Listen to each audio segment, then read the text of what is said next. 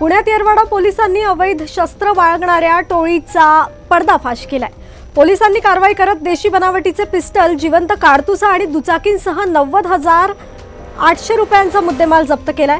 गोपनीय माहितीच्या आधारे चव्हाण चौक ते मुळीक फार्म रोड परिसरात सापळा रचून पोलिसांनी 3 आरोपींना अटक केली। अटक करण्यात आलेल्यांमध्ये महेश कांबळे, गणेश पवार आणि यश पुरणकर यांचा समावेश आहे। या तिघांविरोधात आर्म्स ऍक्ट आणि महाराष्ट्र पोलीस अधिनियमांतर्गत गुन्हा दाखल करण्यात आलाय।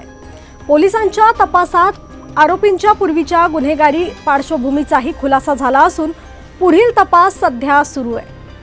रात्रीच्या वेळी बाहेर फिरणाऱ्या टवाळखोर इसमांवर कारवाई करण्याबाबत माननीय पोलीस आयुक्त अमितेश कुमार यांनी आदेश दिलेला आहे। त्याप्रमाणे दिनांक 28/7/2026 रोजी क्राईम पी केशव दिंडे साहेब, पोलीस उपनिरीक्षक किशोर बेरड आणि तपास पथक पोलीस हवालदार सोबे, पोलीस अंमलदार सुतार, पालवे, मनाळकर, मस्के आणि गायकवाड असे पेट्रोलिंग करत असताना त्यांना कल्याणनगर परिसरामध्ये 3 संशयित इसम आढळून आले।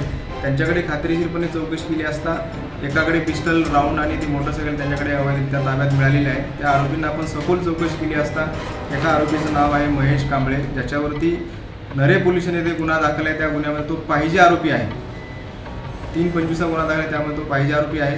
ते दुसरा आरोपी आहे गणेश पवार, याच्यावरती वारजे माळवणी पोलीस स्टेशन येथे सुद्धा मोक्का अंतर्गत गुन्हा दाखल आहे आणि इतरही गुन्हे दाखल आहेत। अशा प्रकारचा रेकॉर्ड असून हे आरोपी पिस्टल घेऊन आमच्या येरवडा परिसरामध्ये मिळून आलेले आहेत। त्याबद्दल आपण 302/2026 आर्म्स ऍक्ट 325 अन्वये गुन्हा दाखल केलेला आहे। या गुन्ह्याचा आपण सखोल तपास करत आहोत। यामध्ये आरोपींनी हा पिस्टल कुठून आणलेला याबद्दल